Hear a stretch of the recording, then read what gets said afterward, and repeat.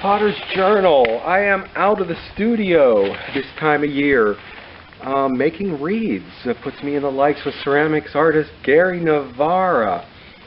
I'm going to be making some relatively small wreaths on a 10-inch frame. I have greens left over from a church project that I had to overcut for to make sure that the wreaths were consistent. They're very large 48-inch wreaths. But I'm going to use the leftover greens from that and a few left over from another project, make a mixed green wreath. This is something I've always wanted to try. This is Grand Fir, Abies grandies. It is one of the more intensely fragrant. The needles grow flat along the side of the stem, so as its own, it would make a very flat wreath, but I think if we put it with the others, it'll bulk it up and we can get some fragrance in there. I try to take advantage of the good weather and use it for greens cutting. I cut my greens, and I don't know that a lot of wreath makers do this. They take large pieces of greens, or what they call brush in, but I will cut mine to size, and you know, till I get a lot bigger handful than that, put them in crates, and they are ready to go. I will go down on the branch, and these pieces are roughly about 9 or 12 inches, just above another leaf joint, so that next year these can grow out and they'll be ready to cut. So it is these are not cut from the wild the way they do in some places, but by doing it this way, it is sustainable. Okay, so we've got a full crate. We'll get inside and move this project along. Okay, yeah, these are going to be some mixed green wreaths. I've got some things that I don't want to see go to waste. I have some Fraser fir. We are going to take the big tips off here, the big end tips off, and these will be for somebody's mantelpiece, or somebody can make their own swags out of it if they're getting greens. And since they are relatively small, I'm going to use all these smaller pieces here for the 10-inch rings.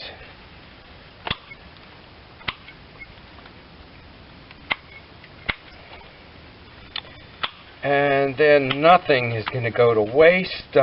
Maybe I'll do what Gary Navarra did and turn this into fire, kindling wood for the kiln.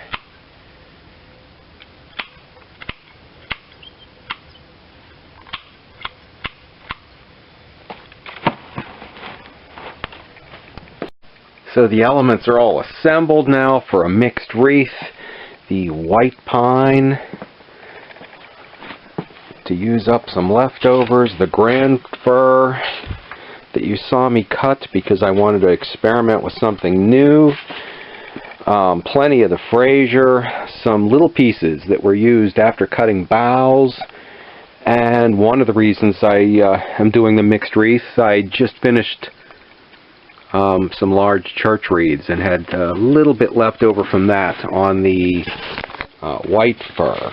Because they were large wreaths, they were cut very, very long, the tips, so I am going to give them another snip, and I will bring this piece down and put it there, and they'll be used in that. It's also near the end of the season. These are going to go on a 10-inch frame, and I'll be closing them with a foot-operated clamp, and it's my foot that does all the work. And because it's the end of the season here, the production and the wholesale stuff's long past, there's a little more time to put into this, and we'll use up some odds and ends from a couple projects just finished. Let's get these put together. Okay, so number one on the mixed fir and a little bit of pine wreaths, I think I've got the format worked out.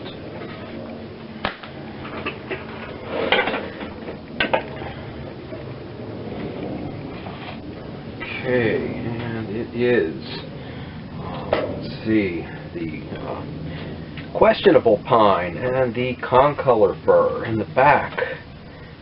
And And then some of the grand fir, which seems to be really full and fills it out good. Our little splash of pine. And the Fraser. And the first clamp I'm only closing halfway because I double clamp each group of branches. The last bunch I will then tuck underneath there. And the questionable fir, it is probably Canaan fir, which I think has been finally technically classified as Abies intermedii, maybe, I don't know, but it still shows up in the catalogs under a variety of names. So it may be that even the growers supplying the seedlings don't necessarily agree with the way it's been classified.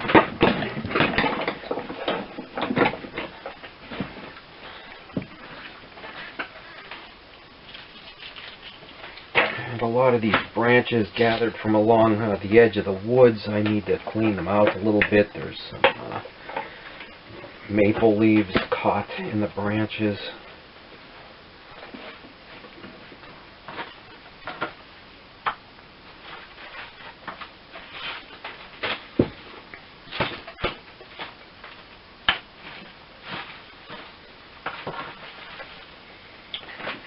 And a little more difficult than doing a straight one type of green greens, because there's a bit of having to dig through the pile to find a different type of green and the right branch to fit in.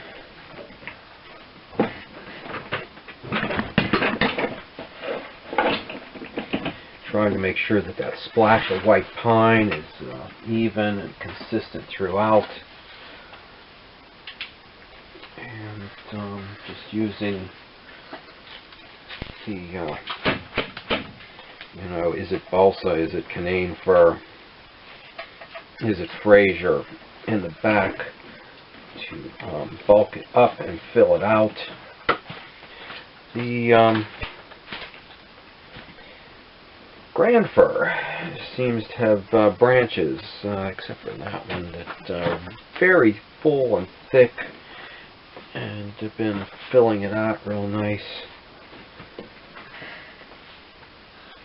Okay, a splash of white.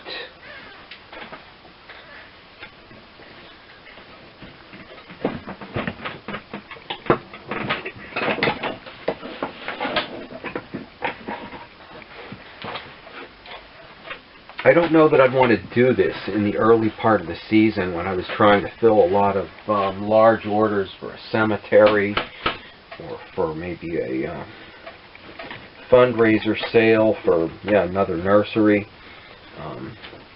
because that time, the time is numbered. But it's approaching, getting closer to Christmas, and most everything is out and been shipped. There's a little more time. It's quieter on the tree farm. Everything that I'm going to cut is cut and just needs to be sold. So there's time to experiment and try something new, and time to work on having to make sure we've got consistency the whole way round.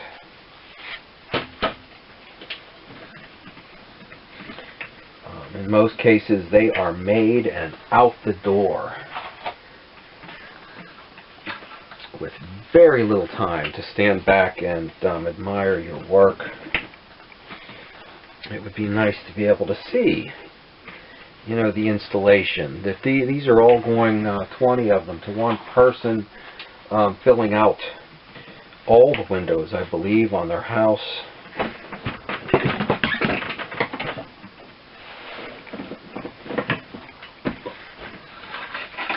So it would be nice to actually see, the installation.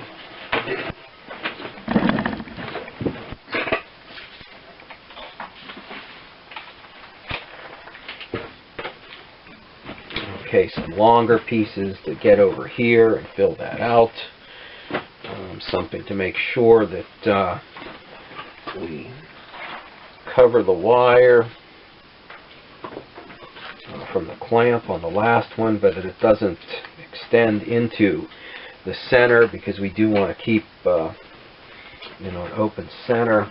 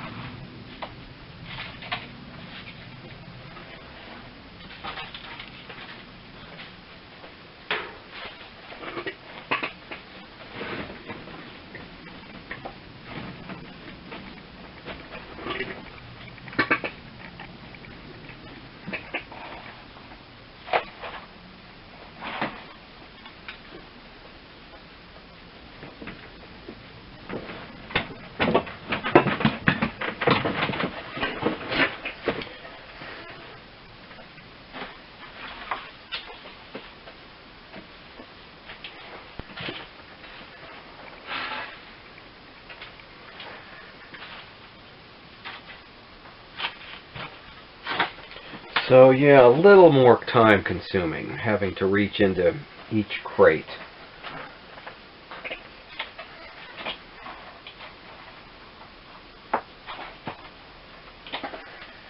And this is the last one, so I will give this a flip. I do try and catch most of the branches in 2 clamps. We will push it into that first one that was only partially closed. And then separate the fans on the first and the last. Get this in here. Make sure that it's fanned and spread across and that it looks consistent with everything else. It's a little hard to find a clamp for this one.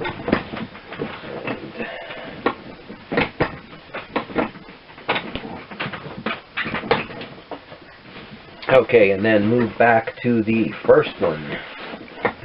Get it in there and close that one completely. And okay, there we go. One more.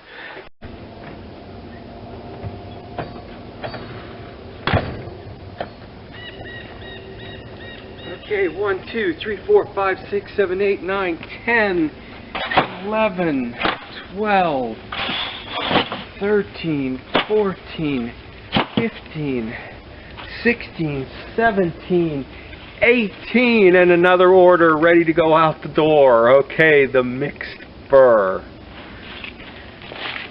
Okay, and do check out my other wreath making videos. I'd say subscribe and stop back, but you usually get most of the year pottery. This is once a year that we do this here at the farm.